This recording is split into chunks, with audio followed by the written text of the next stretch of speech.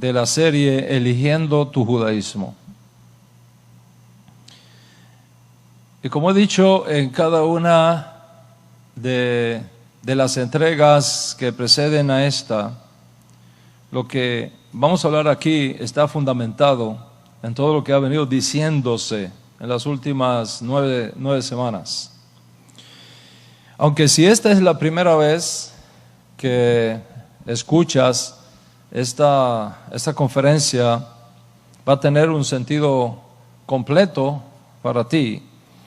Es importante y te animo a que estudies las clases anteriores para que puedas tener contigo toda la riqueza informativa que es imposible contener en una sola entrega debido a su vastedad y diversidad. Y valorando su importancia y por el bien de todos los que están en contacto con esta clase por primera vez, diré aquí algunas de las cosas que yo considero siempre debemos tener en cuenta.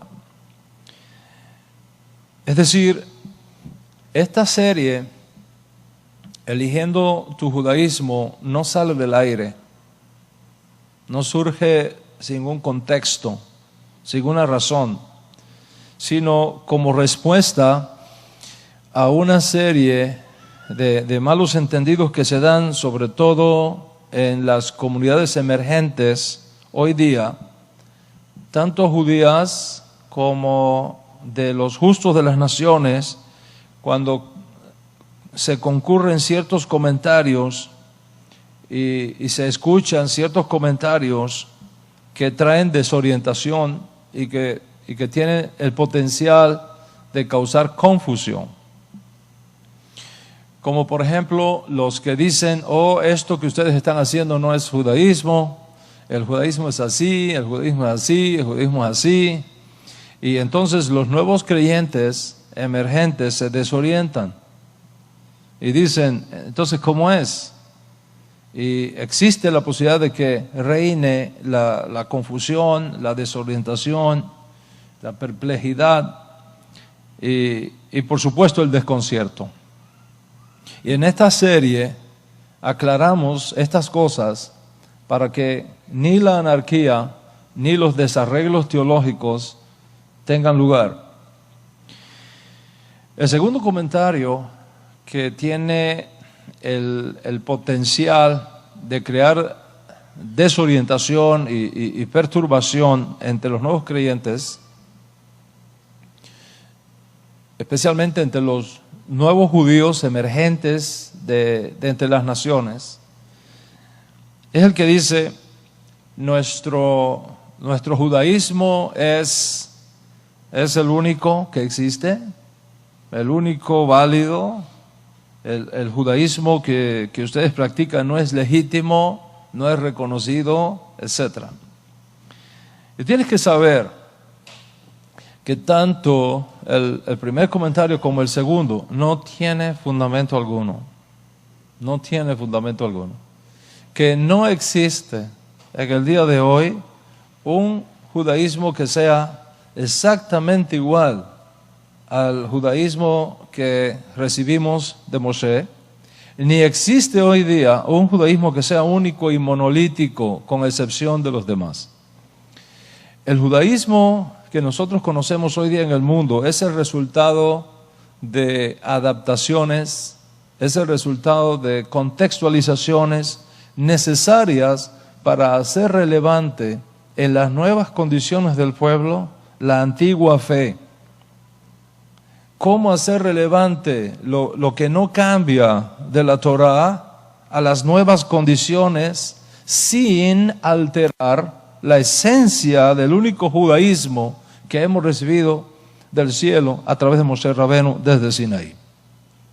Y estos cambios que se van dando en la historia de las comunidades judías en diferentes latitudes del mundo explican las diferencias de costumbres, prácticas y ritos que marcan la belleza pluralista del judaísmo recibido. Nadie, por tanto, puede decir, yo represento al único judaísmo que existe y los demás están equivocados. Nadie puede decir, mi judaísmo es el único autorizado y los demás están condenados. Tenemos que aceptar la unidad en la diversidad. Y en tercer lugar, lo que ha causado el surgimiento de esta serie, Eligiendo tu Judaísmo, son ciertas campañas montadas por algunos que antes eran nuestros amigos y que ahora se han vuelto nuestros adversarios por nuestra firme posición con respecto a Yeshua como Mesías, sobre todas las cosas, y al Código Real como literatura confiable y digna de ser recibida por todos. Y nuestros ex amigos se la pasan enviando videos, correos, criticando nuestro judaísmo, hablando atrocidades de nosotros, incluso al extremo de compararnos con Hitler y con Mussolini, y haciéndole creer a los incautos que siempre existen que estamos endemoniados, que en nosotros opera un ruach tamé, un espíritu sucio, y que nuestro judaísmo no sirve, que el único judaísmo auténtico es el que ellos ahora profesan sin Yeshua y sin el Código Real. Y estos ex amigos están usando tácticas deceptivas. Y le dicen a los incautos, no le hagas caso a Adán ben Abraham. No hagas caso a Adán ben Abraham. Mira, te voy a dar este link para que tú escuches otros rabinos, para que tú veas otras alternativas de los verdaderos rabinos, los rabinos que sí son reconocidos aquí en Israel. Y entonces les envían links y les envían videos y conexiones para que escuchen a los rabinos que niegan a Yeshua como Mashiach y que tienen entre sus objetivos destruir la fe en Yeshua como Mashiach y por supuesto destruir la legitimidad del Código Real que sostenemos todos los que creemos que Yeshua es el Mesías. Claro, los incautos se creen estas cosas porque están buscando su identidad, están buscando sus raíces y son extremadamente vulnerables. Ellos correctamente no quieren saber nada de idolatría, no quieren saber nada que huela a idolatría. Y entonces son muy fáciles de influir al ver un lugar que está rodeado de letras hebreas, banners hebreos, libros en hebreos, personas con hermanos nuestros que usan los peyot largos, bien largos, ¿okay? Que se igualan al cabello de Absalón, el hijo de David que fue capaz de levantarse contra su propio padre y que Dios Bli Ayin Hara tuvo que castigar colgándolo en un árbol para que aprenda el significado de lo que quiere decir honra a tu padre, para que tus días se alarguen en la tierra que el Eterno tu Dios te da. Entonces muchos de estos nuevos creyentes se dejan impresionar por los fundamentalistas vestidos de ropas antiguas de las que se usaban en la Edad Media y caen en la trampa semejante a la que tenía en mente el profeta Oseas cuando en su profecía, capítulo 7, dice algo extraordinariamente importante. Oseas capítulo 7 dice, mientras yo curaba a Israel, miren la fuerza de esta palabra, dice el profeta Oseas, mientras yo curaba a Israel, se descubrió la iniquidad de Efraín. Israel, en el contexto de este capítulo 7 de Oseas, significa ahí el pueblo judío. Quiere decir el hermano mayor que nunca vendió su primogenitura, que nunca se fue de la casa de su padre, como hizo el hermano menor.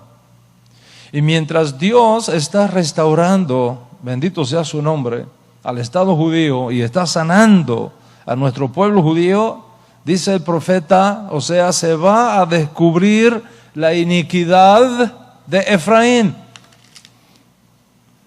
Efraín representa el hijo pródigo que cambió su herencia, que se fue de la casa de su padre, que abandonó a su hermano judío, que se fue a una provincia apartada y allí vivió con rameras.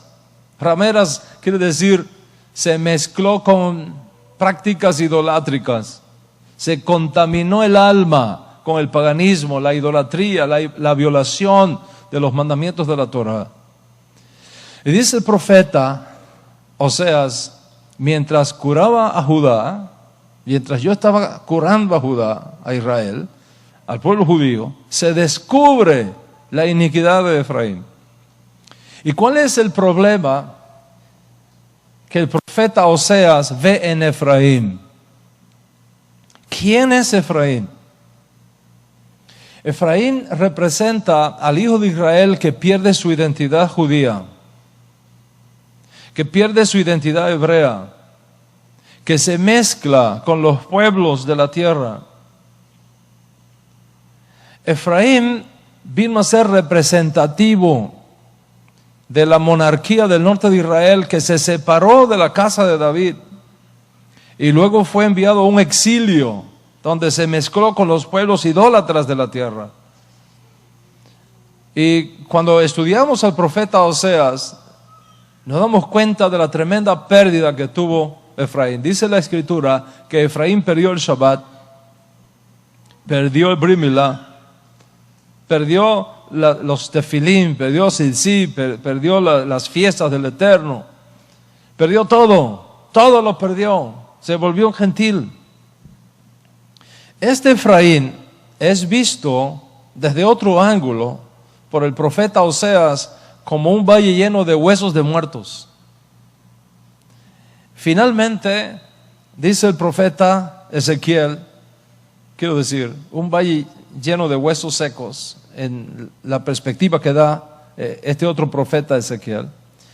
Y finalmente estos huesos, según Ezequiel, se van a ir juntando unos con unos, hueso con hueso, tendón con tendón, y va a subir la carne sobre ellos, y va a salirle piel sobre ellos, pero todavía no han sido imbuidos con la ruaj de vida, hasta que viene el Espíritu y sopla sobre ellos y resucitan finalmente. Y en ese proceso de restauración que irá teniendo lugar mientras Dios cura a Israel, el profeta Oseas dice que se va a descubrir algo. ¿Qué es lo que se va a descubrir? La iniquidad de Efraín. ¿Cuál es la iniquidad de Efraín? Voy a leerles lo que dice el profeta Oseas, capítulo 7. Testifica contra él su orgullo. ¿Está escuchando? Se testifica contra él su orgullo, porque no se han vuelto al Señor su Dios, ni lo han buscado. Dice, Efraín es como una paloma incauta, sin entendimiento. Efraín es como una paloma incauta, sin entendimiento. Aquí tenemos, para usar un lenguaje de nuestros días, un Emorai espiritual. Es un Emorai espiritual que hace el profeta Oseas. Y él detecta en ese Emorai espiritual que le hace a Efraín orgullo. Es decir, creerse superior a los demás. Creerse que vale más que los demás o creerse que puede llegar a ser superior a los demás. Eso es típico de las personas que tienen una incorrecta identidad. Típico de las personas que tienen una baja autoestima. Un yo disminuido. Y buscan compensar su autoestima creyéndose superiores. Creyéndose más judíos que Maimónides.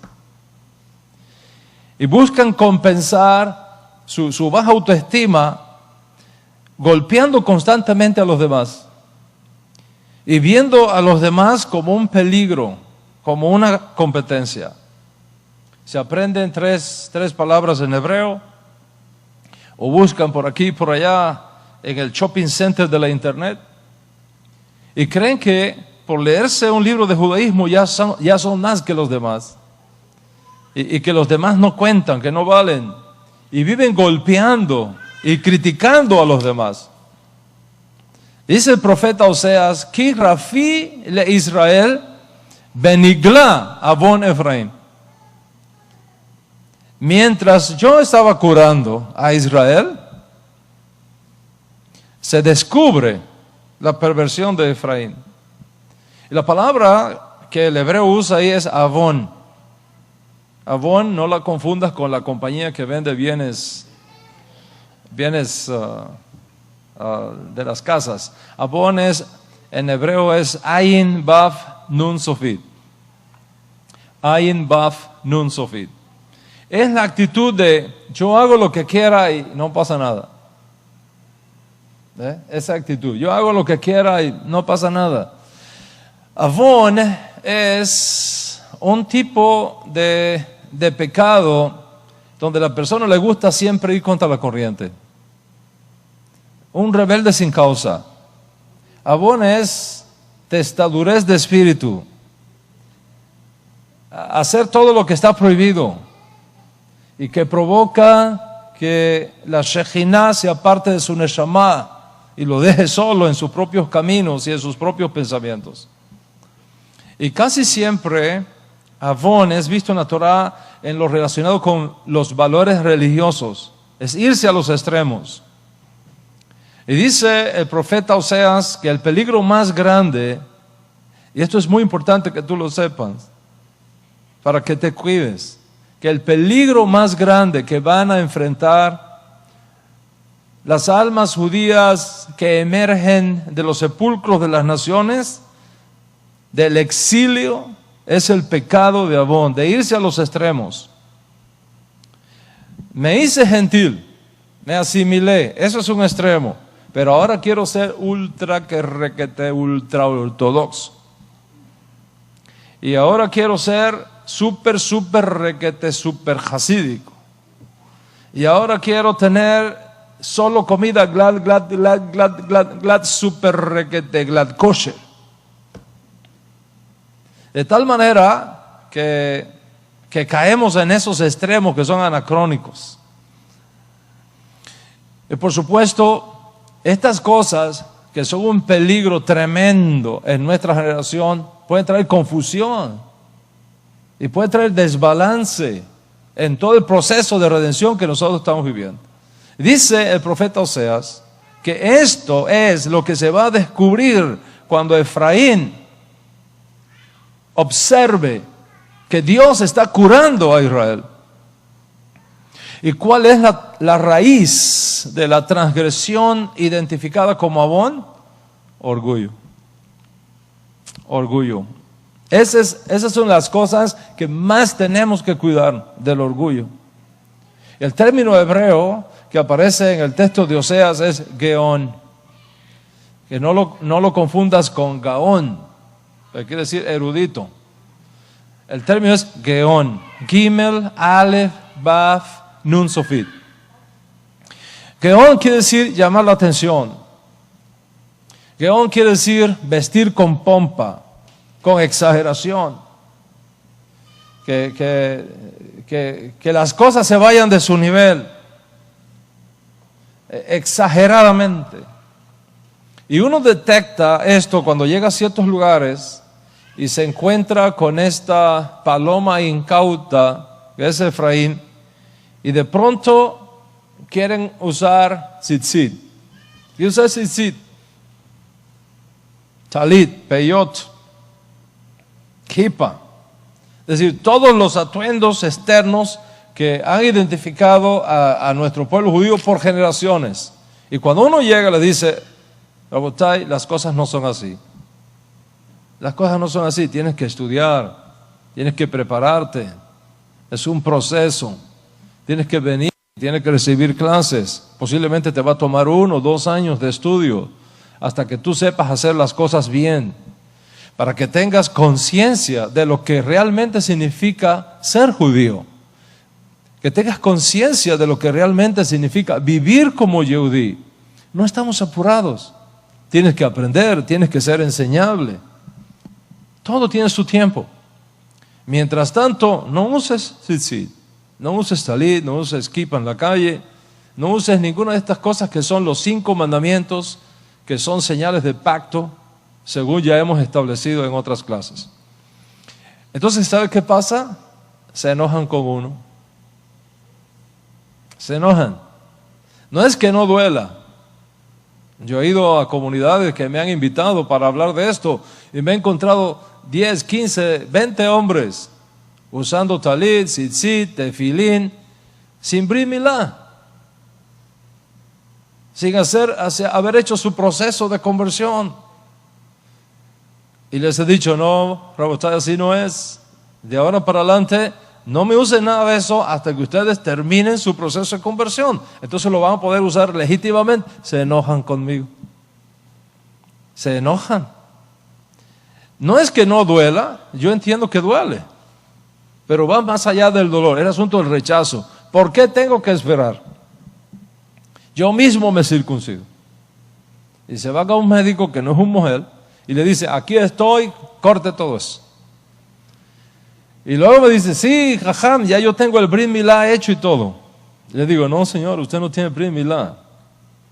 Usted tiene circuncisión, pero no circuncisión. Usted tiene milá, pero no tiene brit milá. Son dos cosas diferentes. Y entonces se ofenden más conmigo. Y me dan la espalda y empiezan a buscar otros rabinos. Y entran en el shopping de la internet para ver dónde encuentran algo diferente y contrario a lo que yo les he enseñado. No sé dónde encontrar un rabino que enseñe otra cosa.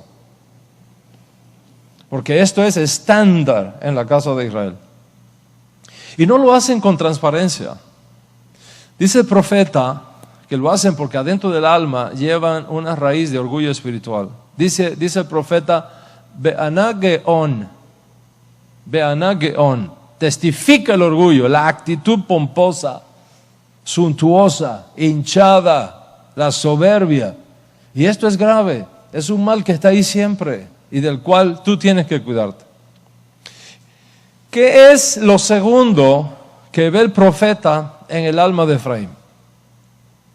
¿Qué es lo segundo de Efraín? Les voy a leer lo que dice la escritura que ve el profeta en el alma de Efraín. Preste atención. Dice, Velo shavu al Hashem Elohim. Velo shavu.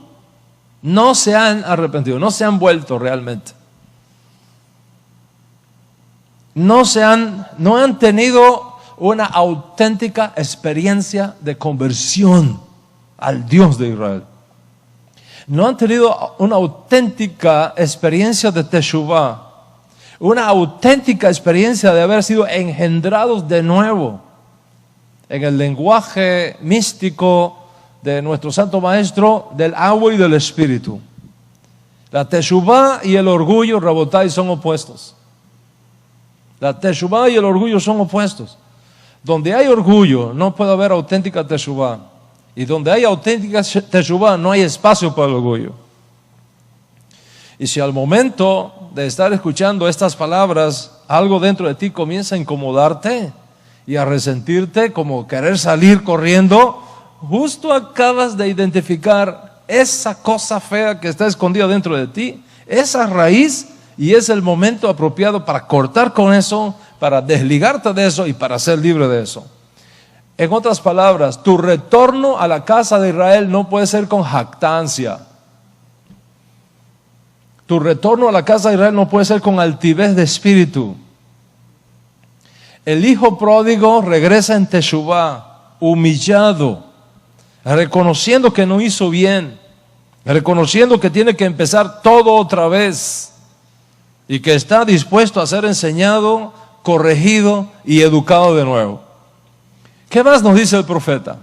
Dice el profeta, Efraín, es decir, una referencia a los que perdieron su identidad y se mezclaron con creencias y prácticas paganas en las naciones, como ya expliqué. Dice, Efraín, ¿qué? ¿Qué es Efraín? Dice el profeta, Vayehi Efraín que Yonafotá en la. ¿Qué quiere decir eso? Efraín es una paloma incauta, incauta, incauta, en love, o como dicen los askenazí, in love, sin corazón, sin corazón. ¿Qué significa fotá? Este es un término hebreo que quiere decir un montón de cosas. No hay una sola palabra. El término es tan grande en hebreo, tan profundo, que necesitamos un montón de palabras en español para acercarnos a lo que quiere decir ese término hebreo. Ki yonah fotá, es como una paloma fotá. ¿Qué cosa es fotá? Se puede traducir como incauta, incauta, ingenua, ilusa, inexperta, fácil de caer en una trampa. Fotá es una persona que no ve el peligro. Es como un niño que no tiene la menor idea de las consecuencias que puede tener para él y para los que están al lado de él, que ande con un cuchillo afilado. ¿Te imaginas un niño de 3 años, de 4 años con un cuchillo, con una navaja en la mano? Dice el profeta, en love, sin corazón, es decir, sin entendimiento, confundida, sin conocimiento real del asunto que se está tratando, sin capacidad todavía para poder distinguir las consecuencias que podrían desencadenarse por tomar las cosas a la ligera, incorrectamente. Y Rabotai, estamos viviendo en una generación que justamente está sufriendo este síndrome. El síndrome del orgullo del cual nos habla el profeta Oseas. Y esto requiere una respuesta. Requería una respuesta, demandaba una respuesta. Y es apropiado que en este contexto pudiéramos hablar de estas cosas de una forma transparente, de tal forma que todo el mundo sepa con claridad meridiana quién es quién y qué es qué. Y era necesario hablar del tema así, además, debido al hecho de este resurgimiento en toda América Latina, Iberoamérica y en el mundo entero, allende sus fronteras, de estas nuevas generaciones de comunidades emergentes, integrada por lo que nuestro Santo Maestro identificó como las ovejas perdidas de la casa de Israel. Y estas ovejitas, como niños recién nacidos, son incautos.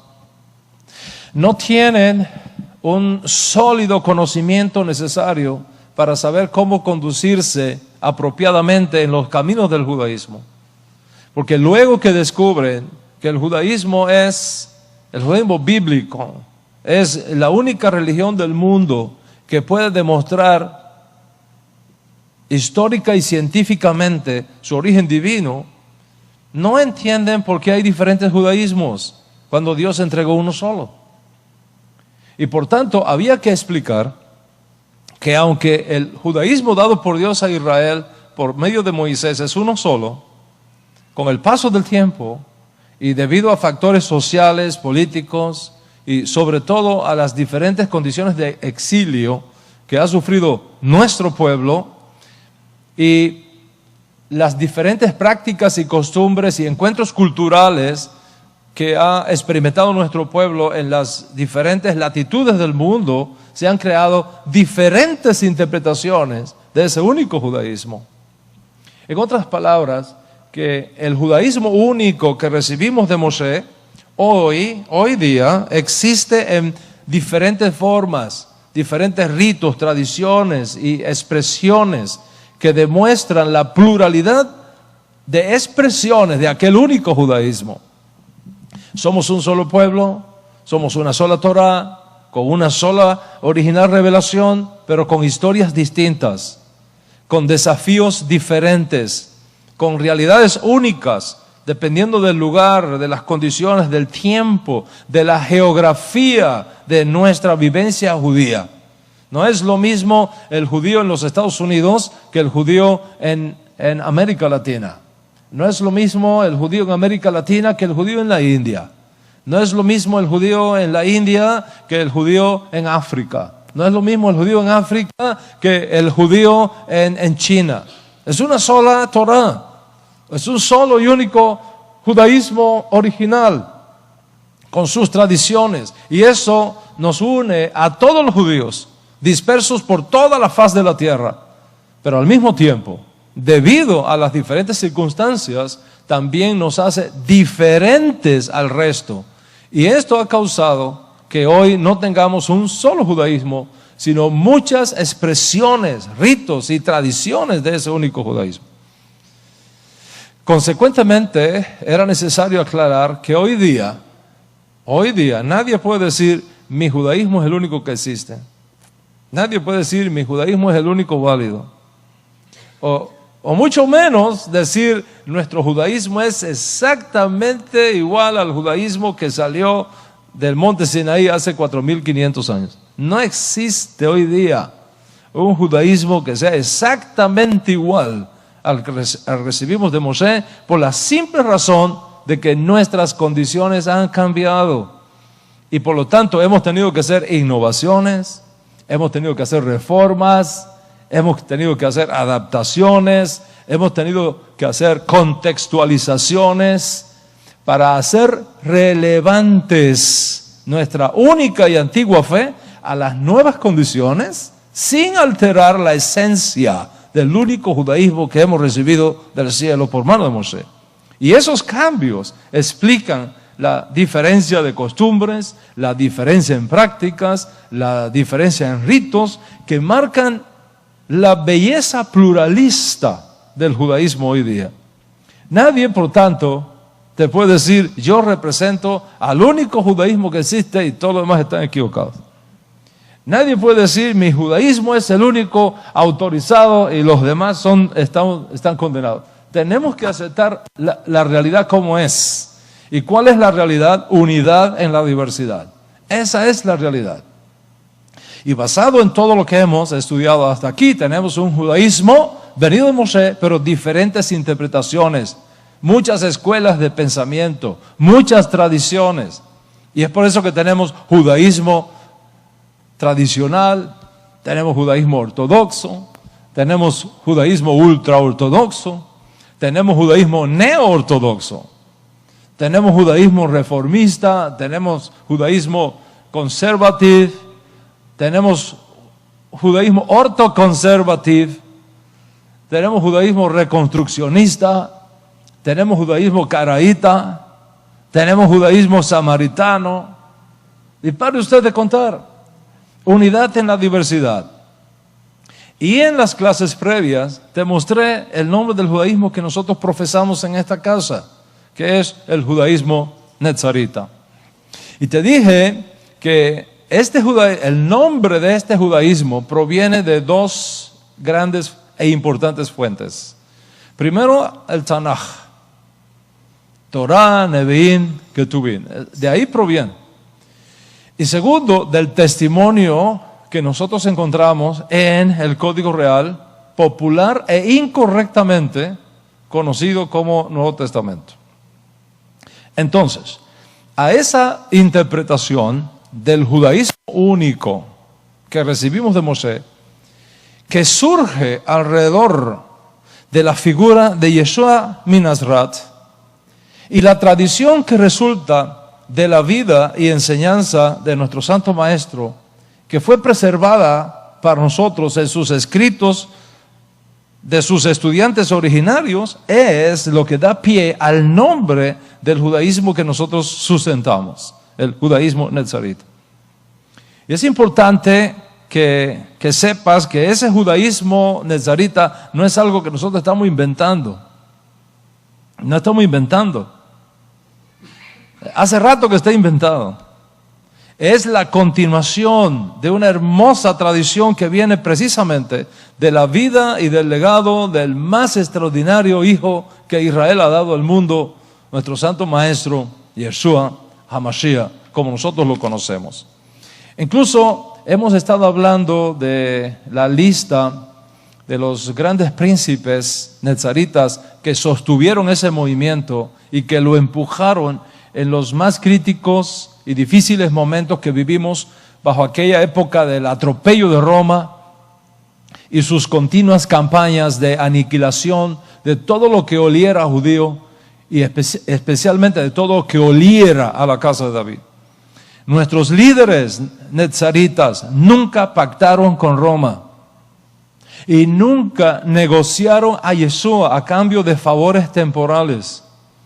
Y nunca reconocieron a otro Mesías que nuestro Santo Maestro, el Maestro de justicia de Israel y del mundo, su santidad, Yeshua HaMashiach.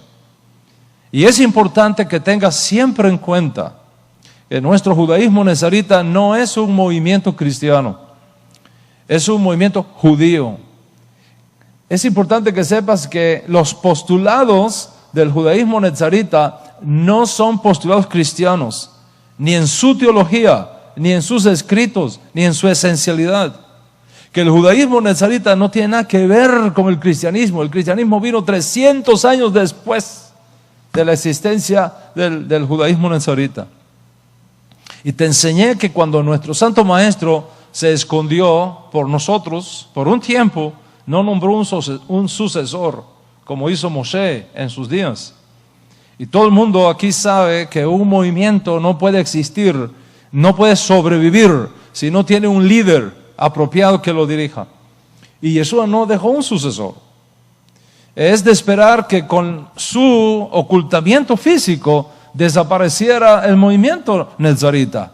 Pero ese no es el caso del judaísmo nezarita. Este judaísmo nezarita siguió vivo, siguió pujante, después incluso del ocultamiento temporal de nuestro Santo Maestro. ¿Por qué? Porque aunque Él no nombró un sucesor, nos dejó su Neshama, nos dejó su espíritu, que va a continuar con nosotros hasta el fin de esta edad presente. Incluso Él aseguró que donde estén 2 o 3 de sus jueces para decidir cualquier asunto, Él estaría allí en medio de ellos. No os dejaré huérfanos, les dejaré mi espíritu. Yo estoy con ustedes todos los días hasta el fin de esta edad presente. Incluso dijo, y no llamen a nadie más rabí, porque ya ustedes tienen su rabí. Y ya les expliqué en clases pasadas lo que significa esto en el contexto en el que él lo dijo. Y has aprendido entonces que el judaísmo nezarita surge como una interpretación específica de la manera como debe ser el judaísmo ahora, con la presencia del Mesías, sin templo, sin sacrificios, sin ofrendas de expiación, con la mira de ver cómo se restaura la casa de David una vez que llegue el momento elegido por la sabiduría divina. Entonces, ¿cuál es la misión principal del judaísmo nezarita? ¿Cuál es la misión, los objetivos clarísimos que tenemos nosotros como judíos nezaritas, en el judaísmo que representamos en esta casa? Primer objetivo, buscar las ovejas perdidas de la casa de Israel. Buscar las ovejas perdidas de la casa de Israel, que están asimiladas en las naciones. Segundo, buscar a los gentiles que están sin una relación de pacto y traerlos bajo una relación de pacto con Dios a través de los méritos de Yeshua Mashiach. Y tercero, educar a unos y a otros en la riqueza de la Torah según aplica a cada uno. Esos son los 3 objetivos básicos y fundamentales. 1, buscar las ovejas perdidas de la casa de Israel. 2, buscar a los gentiles que están sin una relación de pacto. 3, educar a todos en la grandeza de la Torah que nos dio Hashem a través de Moshe Rabbeinu. Ese es el judaísmo nezarita. En la clase pasada hablé de algunos puntos en común que nosotros tenemos con el resto de las diferentes expresiones del judaísmo que existe hoy día, ya sea ortodoxo, ultraortodoxo, o ya sea hasídico. Okay. Hay puntos que son denominadores comunes entre todos nosotros. ¿Cuáles son esos puntos comunes entre todos, incluyendo nuestro judaísmo nezarita? Un solo Dios. Eso es básico y fundamental. Un solo y único Dios. Es decir, la unidad y la unicidad de Dios. No existen dos fuerzas independientes en el universo. No existen dos poderes independientes en el universo. Un solo Dios. Un solo y único Dios. El Dios de Abraham, de Isaac, de Jacob. El Dios de Yeshua. El Dios de Israel. Ese es número uno. Dos, una sola y única Torah que Hashem nos dio a través de Moshe Rabbeinu. Y esa única Torah no ha sido reemplazada ni va a ser reemplazada por ninguna otra Torah, porque esa es la enseñanza de nuestro Santo Maestro. Ni una yod, ni una tilde, ni la más pequeña misma de la Torah va a pasar hasta que todo se cumpla. Esas son las enseñanzas de nuestro Santo Maestro. Por lo tanto, los profetas no vinieron para quitar la Torah o para reemplazar la Torah, vinieron para explicarnos la Torah. Los escritos no vienen para ser reemplazantes de la Torah, vienen para explicarnos la Torah.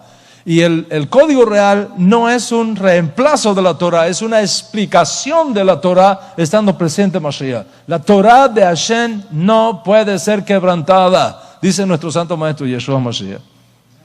Eso es un punto en común que tenemos todos los judíos. Tercer punto en común que tenemos. Un solo y único pueblo escogido, Israel. Israel.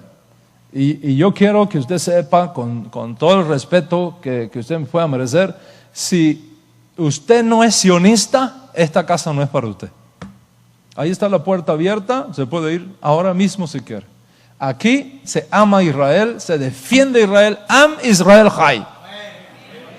Y eso es importantísimo que todos lo sepan. Si usted no está de acuerdo con el Estado de Israel, usted no tiene nada que hacer aquí. Amigo, que le vaya bien, pero aquí somos pro-sionistas, pro-Israel y defendemos la causa de Israel y la causa de Jerusalén. Si me olvidara de ti, oh Jerusalén, pierda mi diestra su destreza y mi lengua se pega a mi paladar si de ti no me acordare. Somos sionistas de sangre, de adentro, del corazón, del alma. Porque no podemos ni siquiera, por enseñanza de nuestro Santo Maestro, ni siquiera podemos jurar por Jerusalén, porque es la ciudad del Rey. Y estos son asuntos no negociables para nosotros. Y en cuarto lugar, un punto que nos es común es una sola y única esperanza de un mundo mejor. La esperanza de la resurrección de los muertos, la revelación del reino mesiánico, donde finalmente la paz y la justicia se abrazarán para siempre, llevando así a toda la humanidad, sin dejar nada fuera, al propósito final para el cual Dios la creó. Esos son puntos no negociables, esos son puntos que no se pueden cuestionar, esos son puntos que no se pueden discutir, que no se pueden arguir. En nuestra fe judía, no importa si es ortodoxa, no importa si es conservative, no importa, estamos ahí todos pegados en esos principios. Todos creemos estas cuatro cosas fundamentales y estas cuatro cosas nos unen a todos y nos mantienen a todos en línea con Dios, en línea con la Torah, con nuestro pueblo Israel y con el futuro de la humanidad. En la clase pasada, no obstante, explicamos algunos puntos que son diferentes en nosotros y que en ese sentido nos separan de las otras expresiones del judaísmo que existen en el mundo y que hace de nuestro judaísmo algo peculiar y único. La diferencia más importante es la figura de Yeshua como Mashiach. Esa es la diferencia más importante. Ese es el cornerstone. Es el fundamento de todo esto. La diferencia que establece nuestra fe en la figura de Yeshua como Mashiach. Y voy a explicar este punto aquí debido a lo neurálgico de este tema. Desde nuestra perspectiva,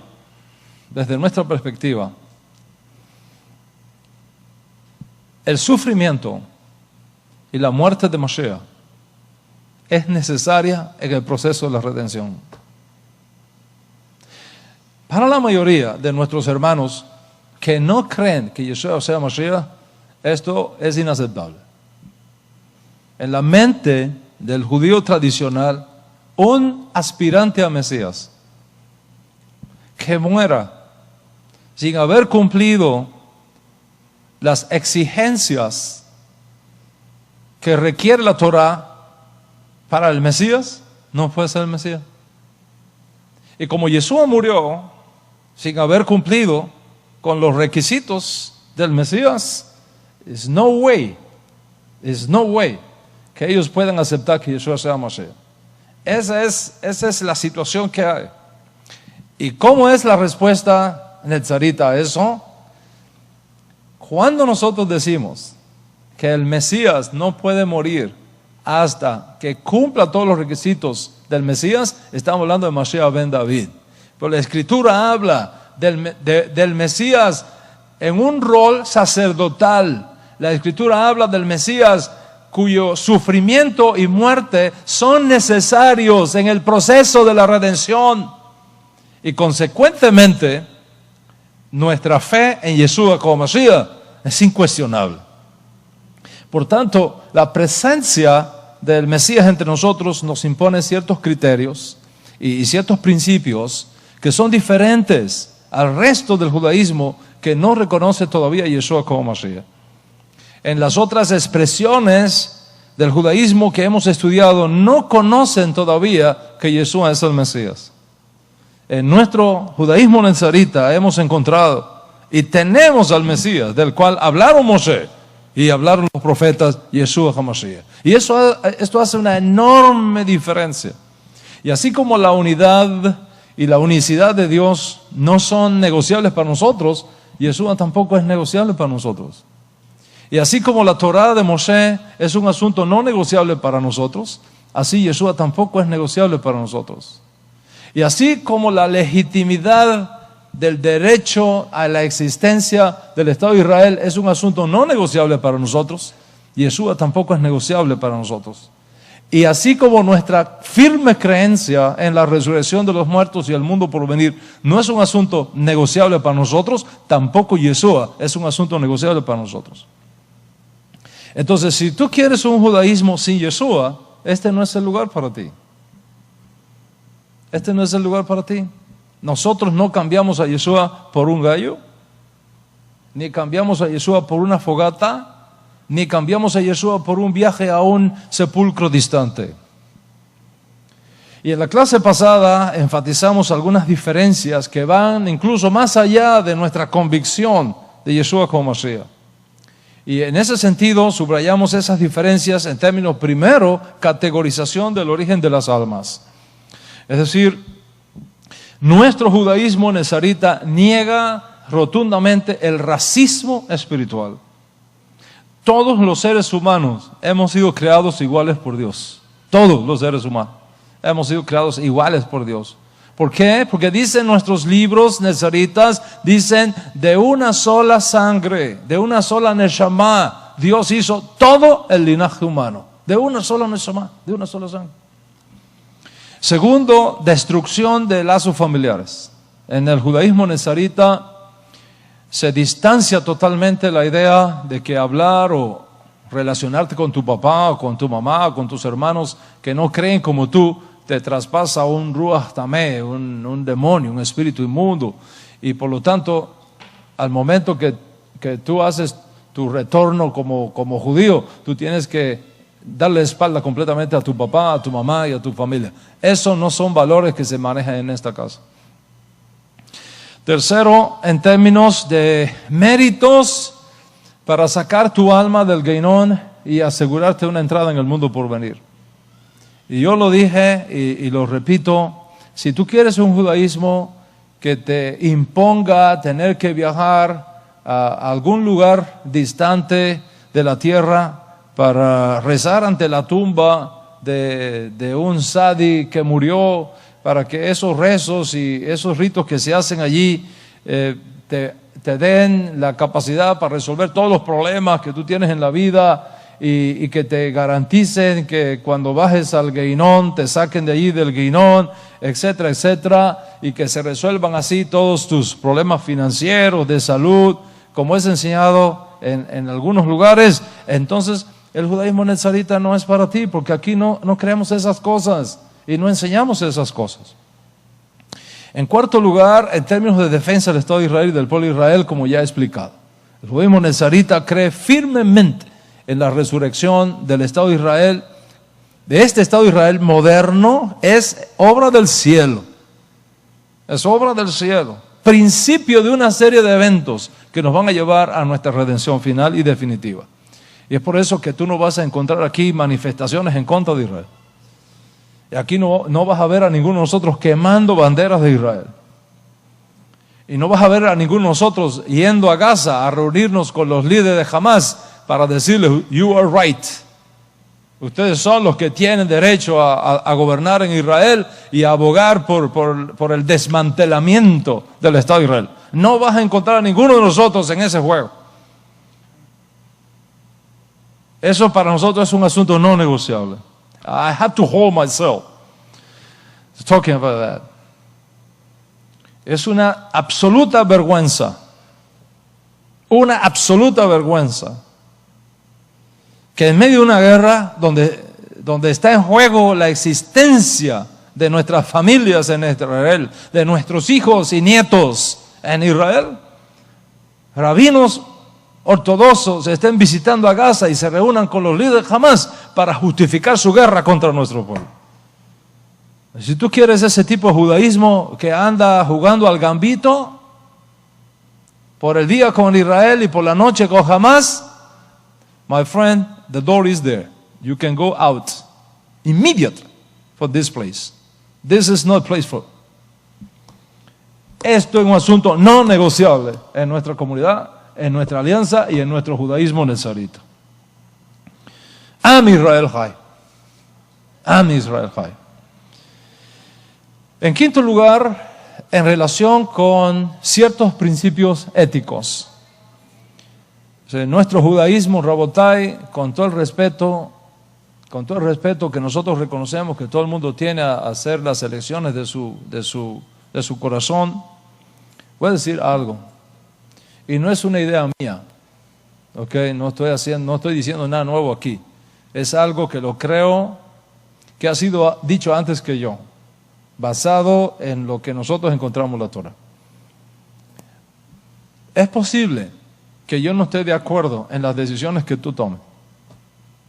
Es posible que yo no esté de acuerdo en las decisiones que tú tomes, pero doy la vida por tu derecho a tomarlas. Porque Dios ha dado al hombre libre albedrío. Y cada uno de nosotros es libre para decidir qué hace con su vida. Pero en cuanto a ciertos principios éticos, nuestro judaísmo no admite como legítimo el matrimonio de hombres con hombres y el matrimonio de mujeres con mujeres. Si tú quieres un judaísmo que te permita a ti casarte con otro hombre bajo jupa y que yo me preste para ese juego y que vengan dos mujeres bajo jupa y que yo esté ahí prestándome para ese juego, you are wrong, absolutely wrong. The door is open. Ese no es el judaísmo que nosotros practicamos en esta casa. Y nosotros no apoyamos ese tipo de transgresiones en esta casa. Y eso tiene que estar clarísimo entre nosotros. Clarísimo. Son puntos éticos que no son negociables. Y hablamos también de otra diferencia que existe entre nosotros y otros tipos de judaísmo en términos de la reencarnación de las almas.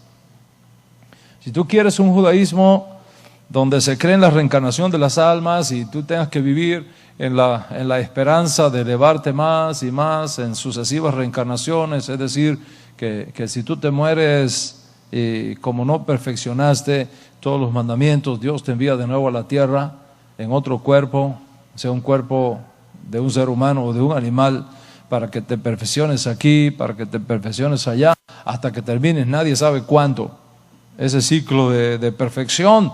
Entonces, amigo, el judaísmo nazarita no es para ti.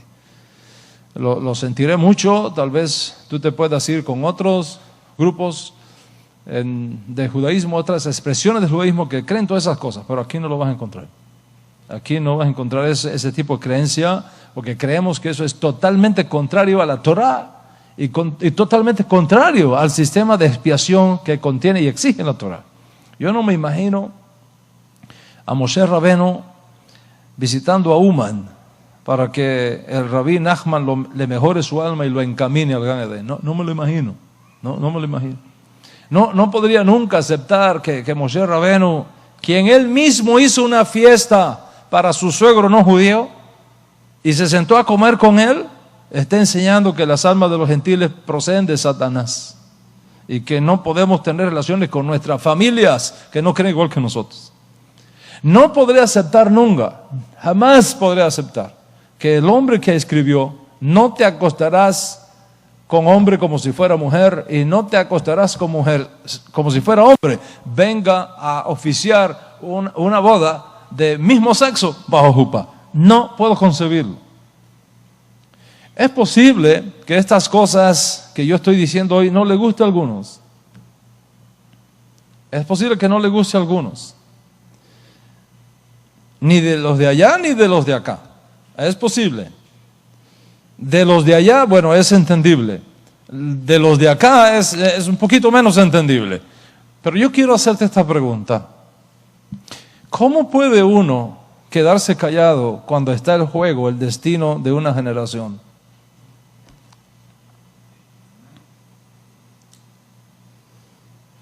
Think about it. ¿Cómo puede uno guardar silencio cuando se levantan voces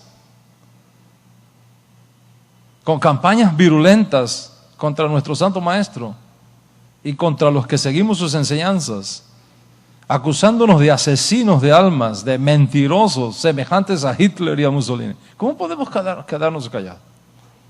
¿Y cómo es posible que tú te ofendas porque expongamos esas enseñanzas equivocadas y no te ofendes cuando a mí sí me ofenden? No, al rabino Arush no se puede tocar, pero a Adam Ben Abraham que lo hagan pedazos. Where are you?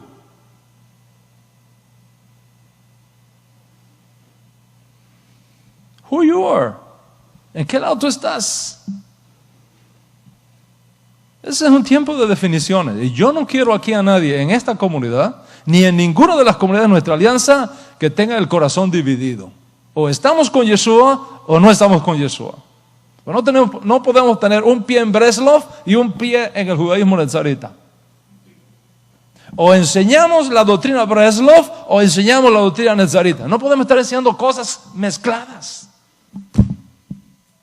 O enseñamos Tania o enseñamos código real. Una de las dos no cabe. ¿Cuánto entiende lo que estamos hablando? O sea, ¿cómo puede uno guardar silencio? ¿Cómo puede uno guardar silencio cuando se levantan voces acusándonos de ignorantes, falsos, ladrones de almas, destructores de generaciones?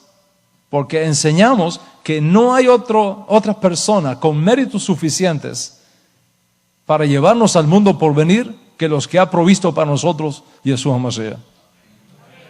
¿Cómo puede uno guardar silencio cuando ve las almas incautas de los nuevos judíos y de los justos de las naciones que no tienen el suficiente conocimiento todavía del judaísmo para defenderse de estos ataques, siendo atraídos y siendo seducidos por ciertas promesas que a la verdad solamente sirven para unos días en esta edad presente, a cambio de renunciar a su fe en Yeshua como Mashiach y comprometer así su destino eterno? ¿Cómo tú puedes quedarte callado?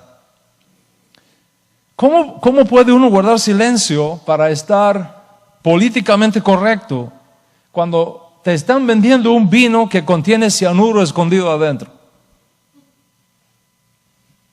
No estoy loco.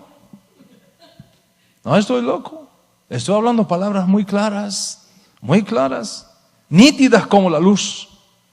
Palabras que son poderosas como el fuego, porque vienen de la fuente máxima de la revelación que existe, que es la Torá, los profetas y el alma pura de nuestro Santo Maestro Yeshua Mashiach. Y ya en los días de Yeshua, esta tensión existía. Y ahora ha llegado el momento de las definiciones. El momento del parto ha llegado al mundo. O estamos con Yeshua o nos desligamos de Yeshua. Pero no podemos pasarnos la vida tratando de agradar a los hombres. No podemos, tú no te puedes pasar la vida buscando agradar a los hombres. El que conmigo no está, contra mí está. Y el que conmigo no recoge, la embarra. Así dice Yeshua. Yeshua dice eso. O le creemos o no lo creemos. Son palabras muy fuertes y son palabras muy radicales. El que no está conmigo, contra mí está. Y el que conmigo no recoge, la embarra, desparrama. Son palabras de radicalidad absoluta, de compromisos absolutos, de lealtades absolutas, sin términos medios. O eres frío o eres caliente, pero no hay términos medios.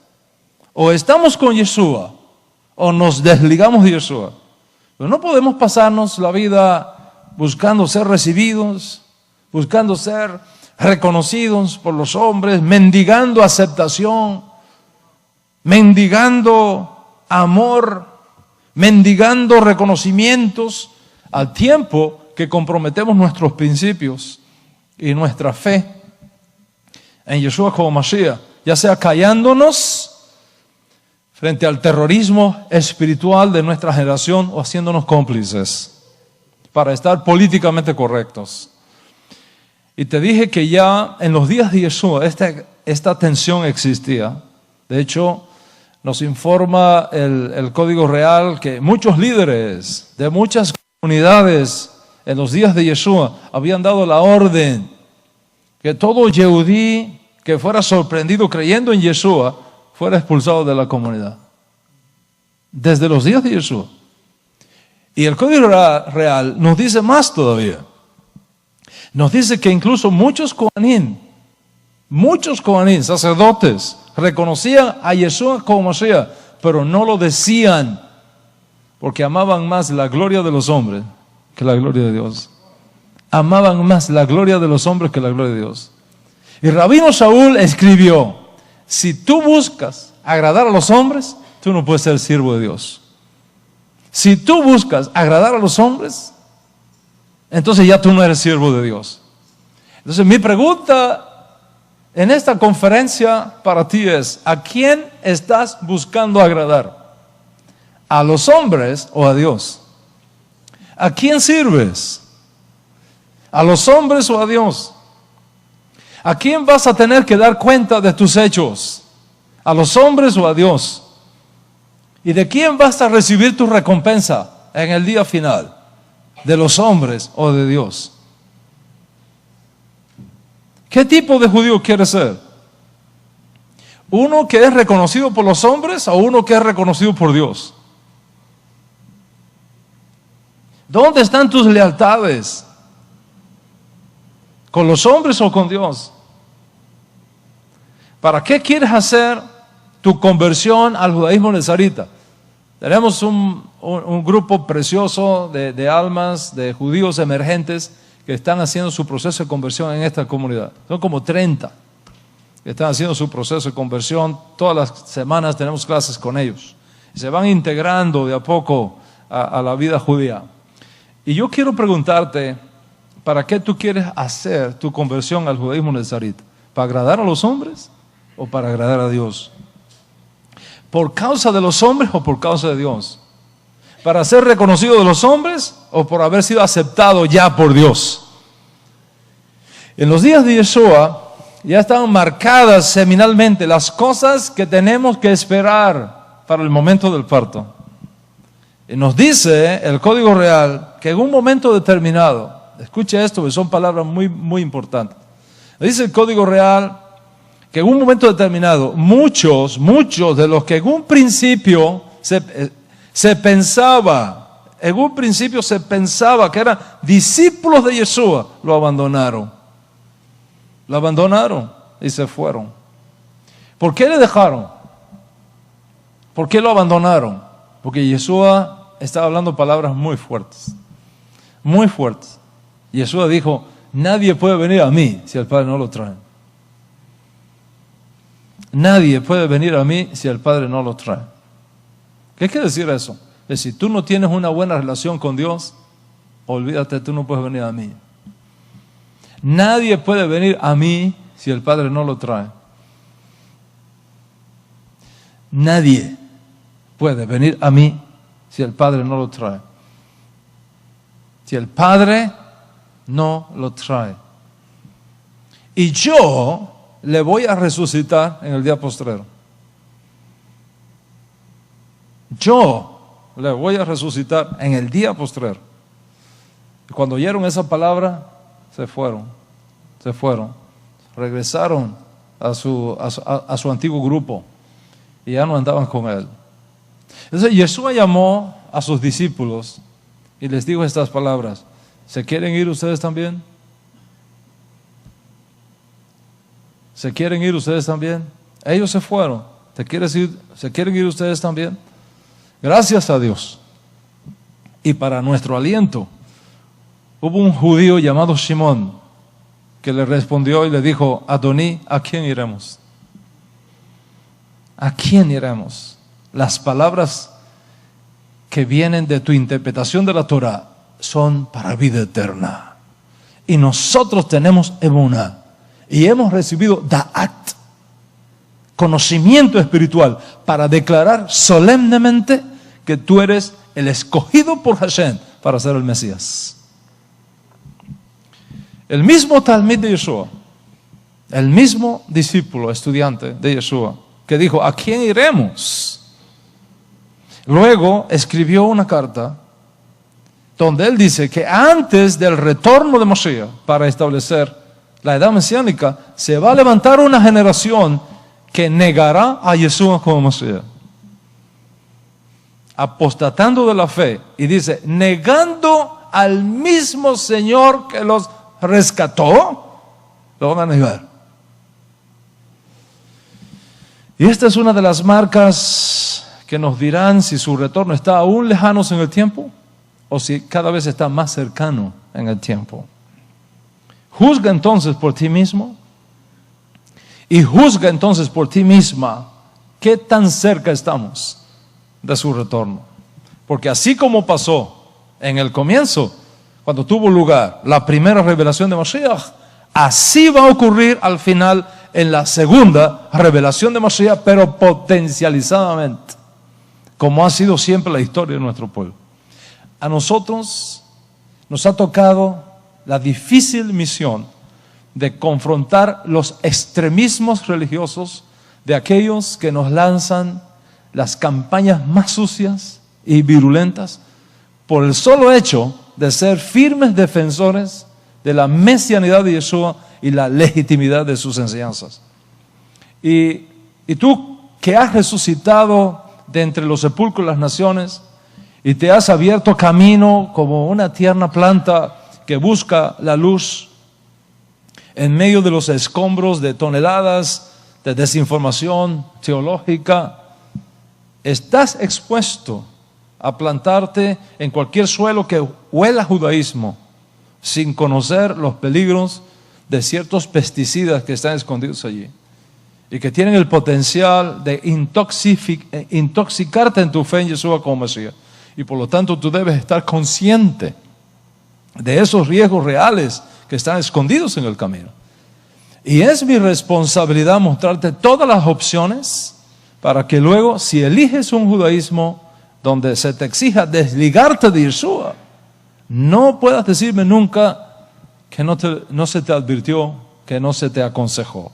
Quiero que tengas la mejor información que yo pueda darte, porque siento en mis hombros la responsabilidad de hacerlo por encomienda misma de mi maestro.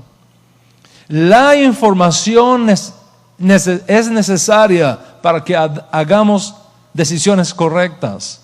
Mira tu vida hacia atrás y verás que en la inmensa mayoría de las veces que cometiste errores fue por falta de información. La mayoría de nuestros errores en la vida es el resultado de incorrectas información. Si tú hubieras sabido cómo eran las cosas, no hubieras cometido los errores que cometiste. Y los errores, Rabotai, muchas veces se pagan caro.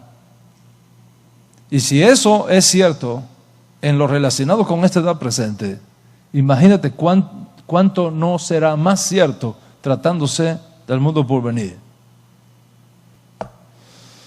Vamos a movernos entonces hacia adelante con nuevas ideas que quiero compartirte y espero terminar pronto esta serie porque ya quiero hablarte de otras cosas, pero estas eran necesarias debido al contexto que estamos viviendo.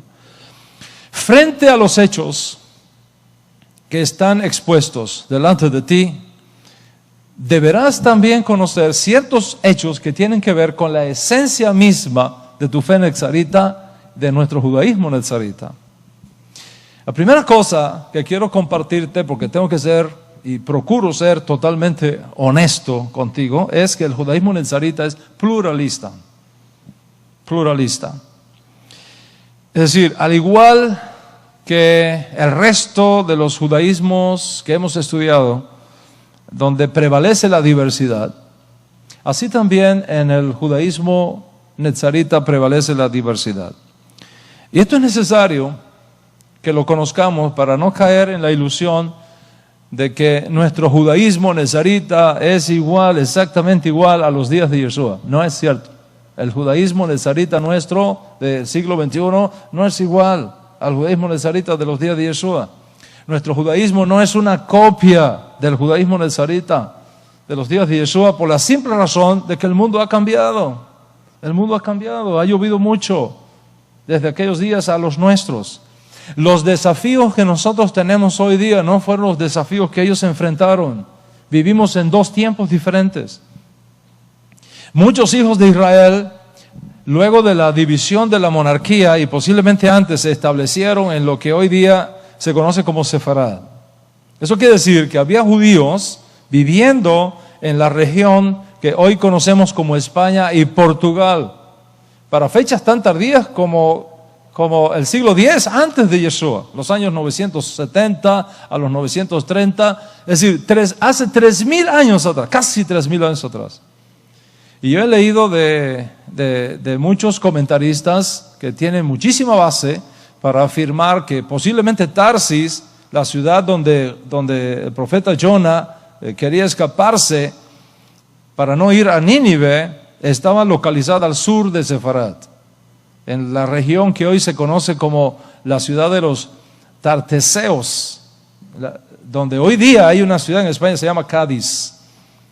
Si esto es así, y hay muchas razones para creerlo, se vuelve entonces más entendible por qué él se quiso ir para Tarsis. Es decir, me voy y me refugio en una comunidad judía que ya estaba habitada en aquellos días.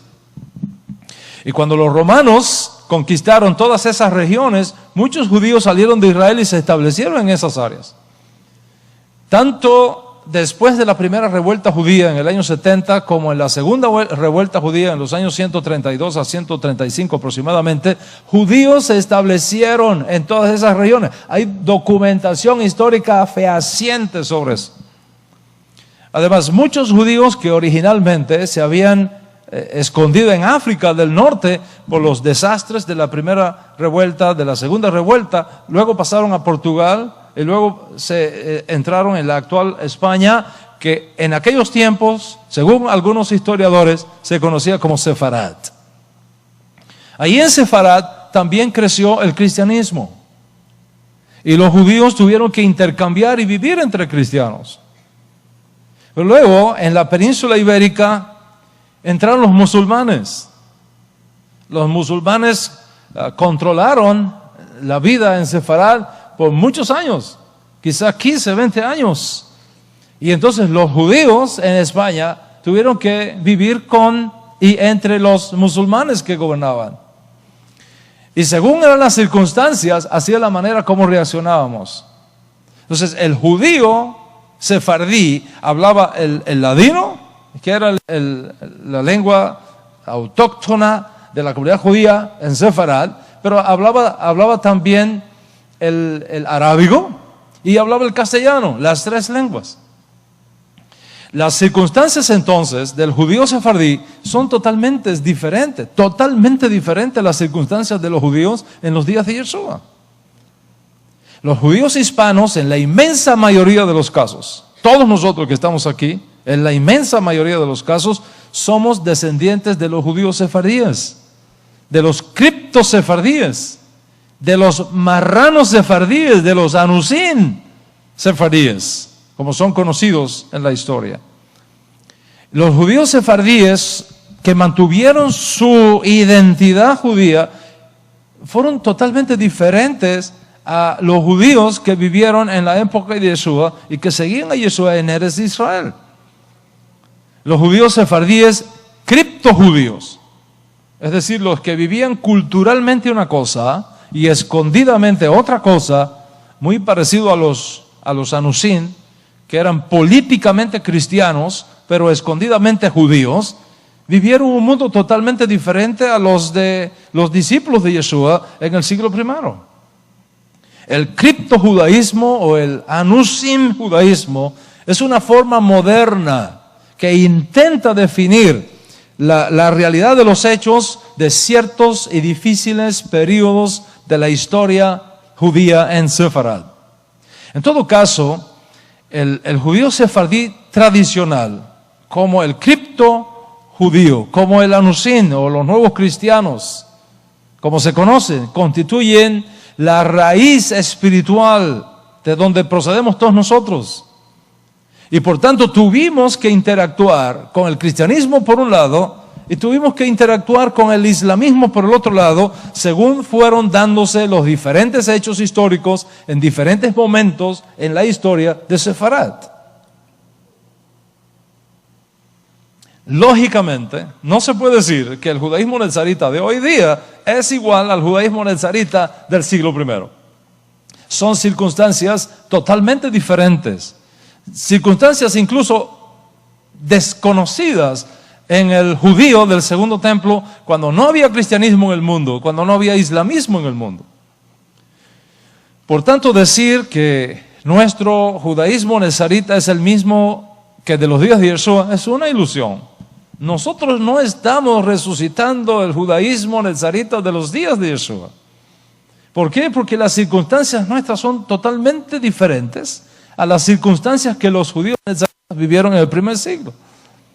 Y si a este hecho unimos la realidad histórica del resurgimiento de los nuevos judíos y de los nuevos justos de las naciones en nuestra generación, decir que ahora nosotros somos una copia de nuestros hermanos nezaritas del primer siglo sería engañarnos a nosotros mismos.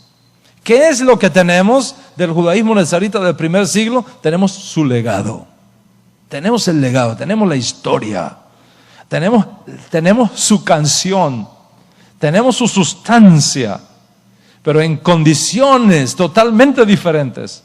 Y por lo tanto no podemos caer en el error de convertirnos en fundamentalistas ilusos, pretendiendo que podemos darle marcha atrás a la historia o girar hacia atrás las manecillas del reloj del tiempo de la historia. La mayoría de nosotros provenimos étnicamente de Sefarad. Y por lo tanto somos, culturalmente hablando, sefardíes. No existía tal cosa en los días de Yeshua. El judaísmo nezarita en los días de Yeshua no conoció nada de los decretos de expulsión de los reyes de España. Ellos eran judíos de Israel, nosotros judíos de Sefarad, y ahora esparcidos por toda Iberoamérica, como ya hemos venido explicando. Por lo tanto, nuestro judaísmo nezarita en su esencia teológica es nezarita, pero en su expresión cultural es sefardí. Y consecuentemente, nuestro judaísmo debe ser capaz de responder a las exigencias de la realidad de nuestro tiempo presente, partiendo de nuestra realidad cultural y partiendo de nuestra esencialidad teológica. Y hay un hilo que nos conecta con Sefarad, que sigue hacia Israel, que se liga con Yeshua, el Mesías judío, y que tiene ramificaciones proféticas impresionantes. Y son esas ramificaciones proféticas las que nos dan el entendimiento de nuestra identidad netzarita. Y es por esa razón que les he dicho desde un principio que el judaísmo netzarita está fundamentado en el Tanaj y que está ligado al mismo tiempo a la vida y a las enseñanzas de nuestro santo maestro Yeshua HaMashiach, a la misma vez que está ligado al judaísmo sefardí por razones históricas y por razones culturales que ya hemos explicado. Recuerda siempre esto, nuestro judaísmo nezarita como nombre nos viene de estas dos fuentes centrales, el judaísmo del Tanaj y el judaísmo del Código Real. Y ya yo he explicado en conferencias pasadas la información sobre la fuente del judaísmo nezarita que nos viene del Código Real. Se vincula con la figura de Yeshua, el Mesías de Israel, nacido en Betlehem, pero criado en Nazaret o en Nazaret. De paso voy a decir algo acá que viene como anillo al dedo.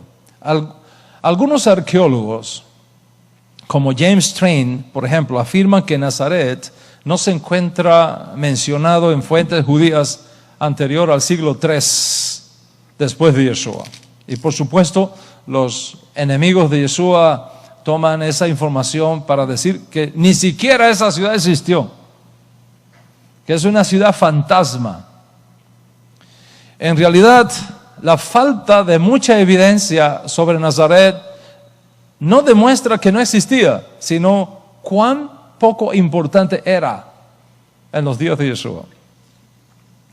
Y digo de mucha evidencia porque no es cierto que no haya evidencia. Recientemente, y para ser exacto en el año 2009, el arqueólogo israelí Yardena Alexander encontró restos arqueológicos en Nazaret, probablemente de los días de Yeshua mismo, no solamente del judaísmo del segundo templo, de los días de Yeshua mismo, que demuestran, más allá de cualquier duda razonable, la existencia de familias judías en Nazaret, mucho antes del tercer siglo, como decía este otro arqueólogo. Y basado en todos estos informes arqueológicos que tenemos hoy día, se considera que en el tiempo de Yeshua, el pueblito de Nazaret o de Nazaret tenía una población judía muy pequeña, tal vez 70 familias. No llegaba a 500 personas el barriecito, la aldeíta. Además de eso, los historiadores nos informan de una tableta que tiene una inscripción romana sobre un castigo que se impondría sobre cualquiera que fuese encontrado robando tumbas. O sea que antiguamente la gente algunos tenían la costumbre de cuando enterraban muertos guardarle cosas de valor. La gente iba a las tumbas. Ya esas cosas no existen hoy día, ¿ok? Excepto la historia de los cubanos que fueron acusados, los estudiantes de medicina, que es algo que nos toca a los cubanos muy de cerca, ¿no? En todo caso, hay una inscripción romana que se encontró de una prohibición de estar robando cosas de las tumbas, y esa tableta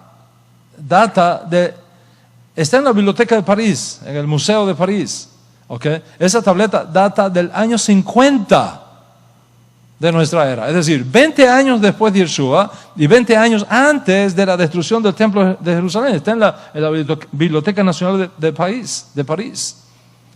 Bueno, no se sabe y no podemos decir que exactamente esa tableta provenía específicamente de Nazaret. Pero lo que ha sido encontrado por el arqueólogo Yardena Alexander aumentan las posibilidades de creer más allá de cualquier duda razonable que procede de ahí. Y esto es lo que ha llevado a algunos arqueólogos, como es el caso del señor Finnegan de Princeton University, a afirmar lo siguiente, y cito: Nazaret era un asentamiento fuertemente judío en la época romana. Ahí está la evidencia. Son evidencias contra el esfuerzo de algunos misioneros judíos contemporáneos que insisten en desinformar al público incauta que está en la internet afirmando que no existía tal ciudad como Nazaret en los días de Yeshua, que es un invento posterior al siglo III. Y esta información es lo que ha llevado a otros expertos a afirmar que el esfuerzo por negar la existencia física de Nazaret o de Nazaret en los días de Yeshua es arqueológicamente hablando indemostrable, como acaba de publicar el arqueólogo británico Ken Duck en una obra que él escribe respondiendo al libro de El mito de Nazaret que escribió un señor llamado Frank Sindler en el 2008.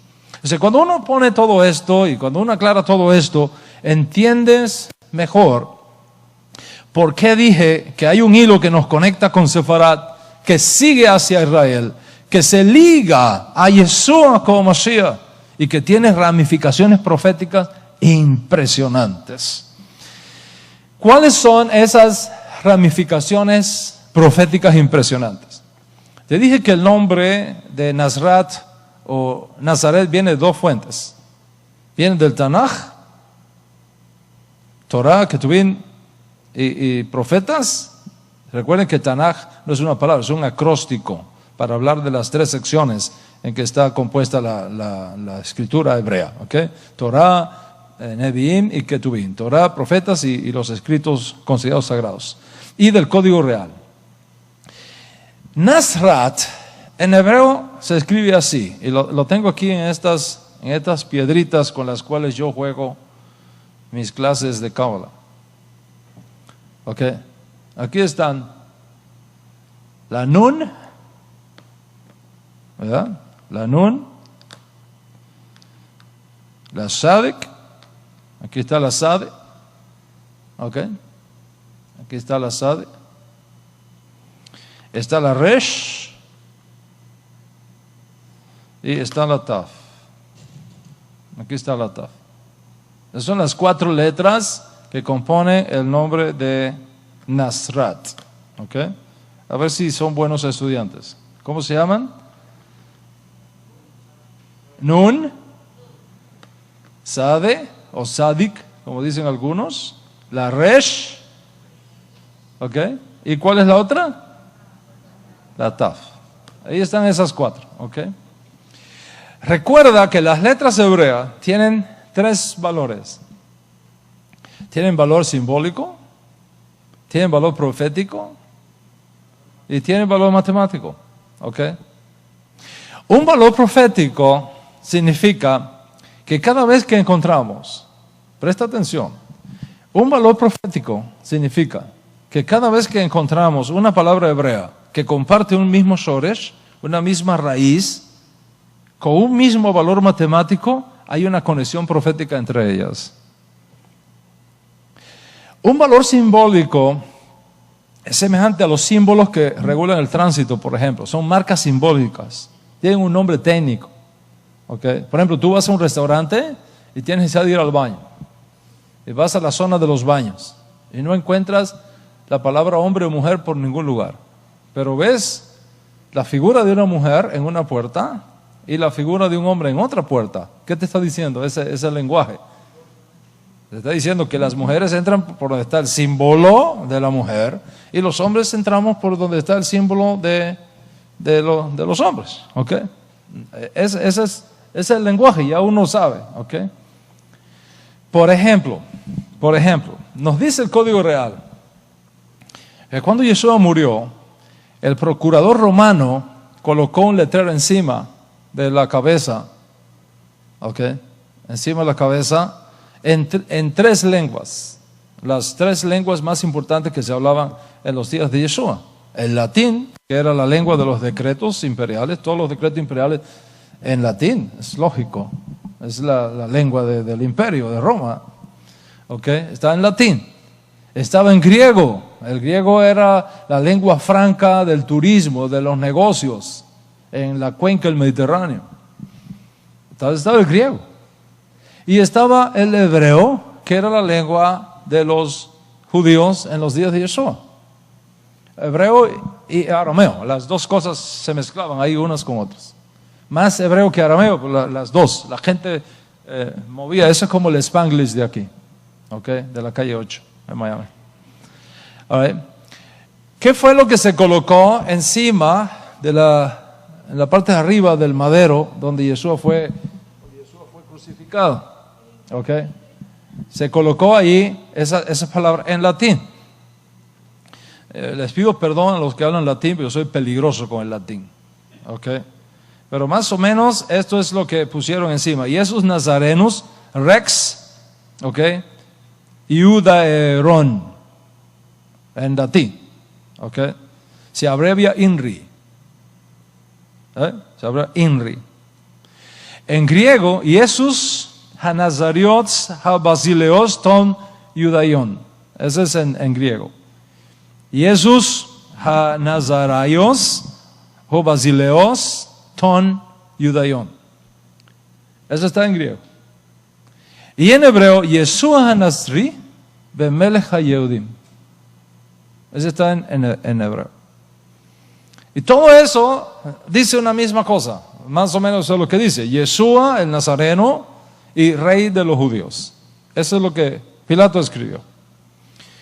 Imbri o Imbi son el acróstico en latín y en griego. Pero ¿cuál es el acróstico que se forma en hebreo? Cuando tú tomas la primera letra de cada una de las palabras, es Yu, Hei, Bab, Hei. Yu, Hei, Bab, Hei. ¿Te imaginas el significado que eso tiene? Yu, Hei, Bab, Hei. Recuerda que las letras hebreas tienen un valor profético, tienen un valor matemático y tienen un valor simbólico. El valor simbólico de las letras hebreas se remontan a sus orígenes. Por ejemplo, la Aleph se relaciona, cuando comenzó el Aleph-Bet del alfabeto hebreo, la Aleph se relaciona con el rostro de un buey. Para recordar, esa es la Aleph, el rostro de un buey. La Bet, la segunda letra en el Aleph-Bet, se relaciona con una casa. La Gimel se relaciona con la figura de un camello. Y así sucesivamente, en sus inicios, ¿okay? Del Aleph-Bet. Las 4 letras hebreas, Yud, He, Vav, He, tienen por tanto un valor simbólico también cuando se estudian separadamente. La Yod, por ejemplo, se relaciona con la mano. De hecho, si ustedes ven en los días de Shabbat, de Shaharit, cuando se lee la Torah, hay un puntero, ¿verdad? Hay un puntero. Ese puntero tiene una manito que te dice a dónde hay que mirar cuando uno está leyendo el texto hebreo. Okay, hay que mirar aquí, ¿verdad? La manito, la yod, significa mirar. Okay. Mira, te estoy indicando algo. Eso es la yod. Okay. La hei significa ventana en el idioma hebreo arcaico. Ventana. Una ventana es lo que te permite mirar más allá de tus limitaciones. Una ventana es lo que te permite mirar más allá de tus horizontes, a otros mundos. Y la Hei está constituida internamente por una Dalet y por una Vav. ¿Ok? Dejando una abertura entre la parte superior de la Dalef y la parte superior de la Vav. Indicando con eso que siempre el retorno va a estar abierto. ¿Okay? La oportunidad de regresar. Porque hay una ventana que Dios ha dejado abierta. Que es el significado de la letra Hei en el hebreo arcaico. La Vav o Wah, que era un sonido muy antiguo, no sé si lo pronuncio bien, es muy difícil pronunciar eso, porque ya hoy día no se pronuncia eso en el idioma moderno, hebreo, pero antiguamente la Vav se pronunciaba como Wah, acá abajo, gutural, Wah, ¿ok? La Baf, arcaicamente, cuando empezó a formarse el alfabeto hebreo, significa clavo o gancho. La Baf es lo que conecta una cosa con la otra. De hecho, en la gramática hebrea, la Baf es el gran unificador. Y la Hei, como ya lo hemos explicado, significa ventana, posibilidades de moverte a otro escenario, a otro mundo. Junta ahora todo eso, ¿verdad? Junta ahora todo eso. ¿Cuál es el mensaje no de INRI? En INRI no dice nada. Ni en INVI tampoco dice nada. Pero en hebreo, cuando tú juntas el acróstico, no lo confundas con el nombre de Dios, que es otra cosa. El acróstico que se forma, Yud Hei Vav Hei, partiendo del significado simbólico de cada letra. ¿Cuál es el mensaje codificado? Mira el mundo por venir. Mira que hay otra dimensión. Porque ahora tú tienes la oportunidad de retorno por medio del clavo unificador para un mundo nuevo. ¿Te imaginas el mensaje que está escondido ahí? En otras palabras, simbólicamente hablando, Dios mismo estaba allí dirigiendo ese proceso. Y es por eso que Rav Shaul dice, Dios estaba en Mashiach, reconciliando consigo al mundo. Y por el principio de agencia divina, Yeshua estaba legalmente representando a Dios en aquello que allí estaba sucediendo. Y Yeshua estaba haciendo algo no por él, sino por encargo de Dios. Estaba representando legalmente a Dios en lo que estaba sucediendo allí en las afueras de Jerusalén. Las conexiones proféticas son extremadamente importantes a la hora de estudiar las Escrituras porque nos dan las diferentes alusiones para comprender la profundidad de lo que están viendo nuestros ojos con simples letras. Y este es el caso de Nazrat, que está formado por la Nun, por la Sade, por la Resh y por la Taf. Piensa en la Nun. La Nun es la 16ª letra del Aleph Bet. Y la Nun está asociada a la figura de un pez. La Nun surge por la figura de un pez. Un pez hace cosas debajo del agua que tú no lo ves. Por eso es que hay una bendición que aparece en la Torah que te reproduzca como los peces para protegerte del Ayin Hara, del mal de ojo. Hacer las cosas abajo del agua. ¿Por qué usted cree que los judíos comemos siempre pescado el viernes en la tarde? Para recibir Shabbat. Siempre nos falta el pescado. Después del pescado se come el pollo, se come la carne. No mezclamos nunca en el mismo plato el pescado con otras carnes. Primero pescado solo y después se quita y se comen las otras carnes. Es ok, tiene una razón de ser. Hay elementos que tienen que ver con la nutrición, con la salud, pero también espiritualmente y proféticamente hay un mensaje importante ahí. Ok, algún día le voy a pedir al Moré Ariel que en una de sus clases nos hable de todo el contenido. Estamos hablando anoche de eso ahí, pues ustedes se deleiten en la riqueza que hay ahí escondida ahí. Pero el pez, ¿qué es lo que indica el pez? ¿Dónde se reproduce el pez? Abajo del agua, donde la gente no lo ve, escondido de la luz pública.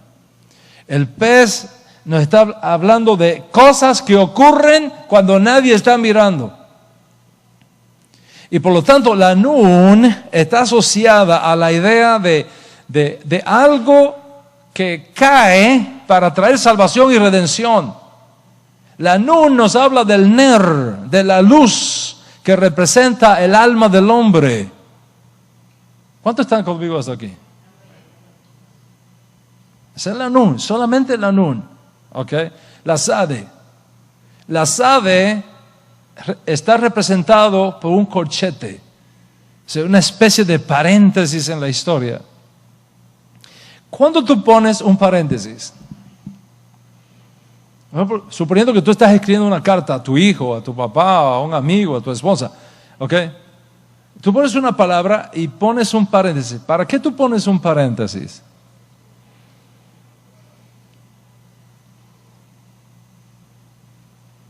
Entre otras cosas, tú pones un paréntesis para explicar algo adicional, para que se entienda mejor lo que acabas de decir.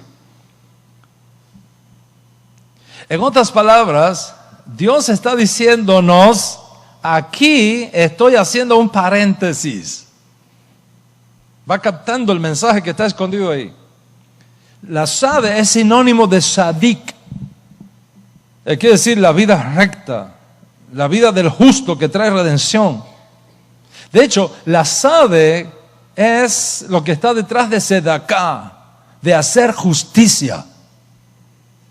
Mire el simbolismo de las 4 letras que compone Nazrat, la ciudad donde se crió Yeshua. Luego tenemos la Resh, ¿ok? La Resh significa cabeza. La idea de comienzo, de Reshit, de un líder que da comienzo a algo nuevo. Esa es la Resh. Y finalmente la Taf. La Taf es la nota final, lo que concluye algo que se inició, lo que termina algo. Entonces, cuando tú tomas todas estas letras que forman el nombre de Nazrat y unes todos los significados simbólicos que están ahí, el mensaje que recibimos es extraordinario. Dios escogió ese lugar y los padres de Yeshua, tanto su papá como su mamá, fueron guiados allí por inspiración divina para enviarnos un mensaje escondido. En este pueblito que nadie conoce, que es pequeñísimo, yo estoy haciendo algo, ¿ok? En este pueblito estoy haciendo algo a escondidas de la vida pública, el pez. Estoy haciendo un paréntesis necesario en la historia, la sabe. Estoy formando un líder que dará inicio a un reshit, a un nuevo comienzo que concluirá todo mi plan de redención, la Taf. Mire la riqueza que hay solo en el nombre. Y eso sería el valor simbólico de Nazrat. Pero ahora veamos el valor numérico. El valor numérico. Cada letra hebrea tiene un valor numérico. El valor numérico es como sigue. La Nun tiene un valor numérico de 50. Ok, ve llevando en tu mente. La Nun 50. La Sade 90. La Resh 200. Y la Taf 400. Cuando sumas todo eso, 50 más 90 más 200 más 400, ¿cuánto es? ¿Cuánto?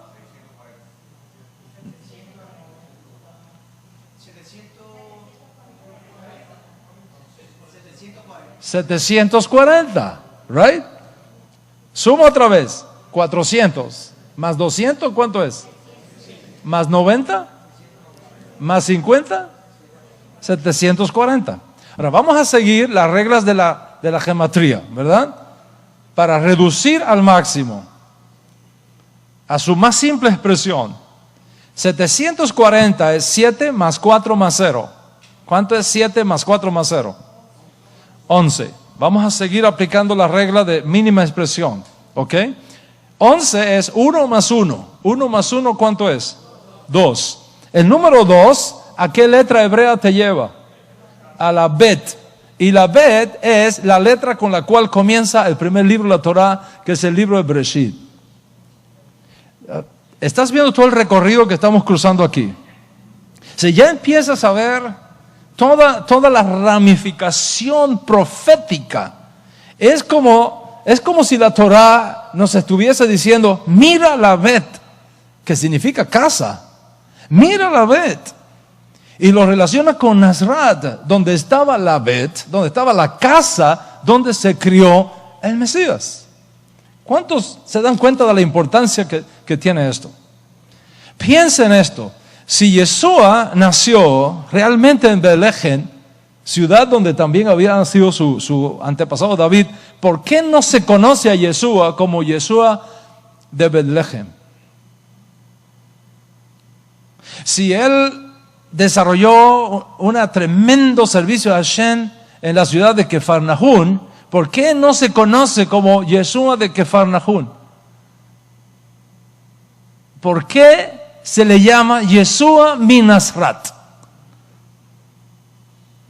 Yeshua de Nazaret, una pequeña aldeita, un batey, como decimos los cubanos, un batey donde no había ni siquiera 500 personas.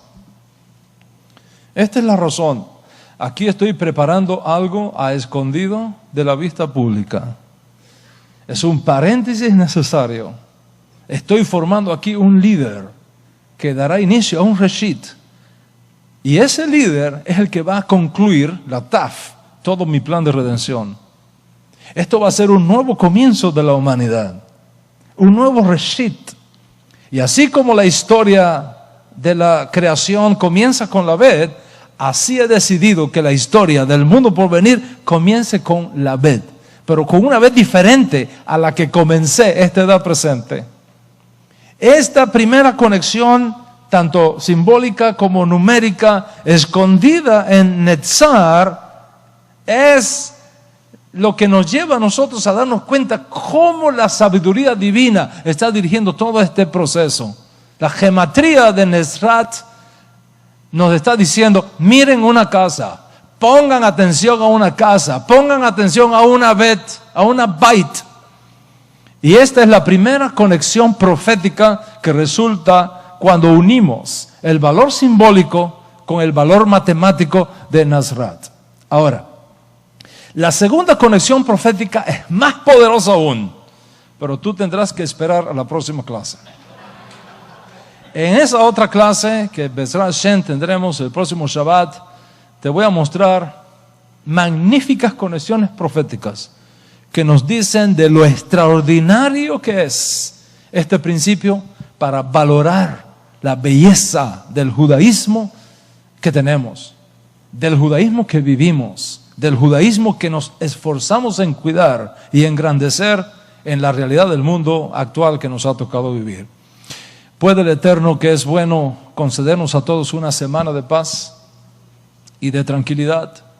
Una semana donde nuestros soldados hayan finalmente cumplido su misión con éxito y que podamos escuchar las buenas nuevas de que para el próximo Shabbat todos nuestros soldados están en sus casas encendiendo las luces de Shabbat con sus madres, sanos y salvos, para bien, para vida y para paz. Amén y amén.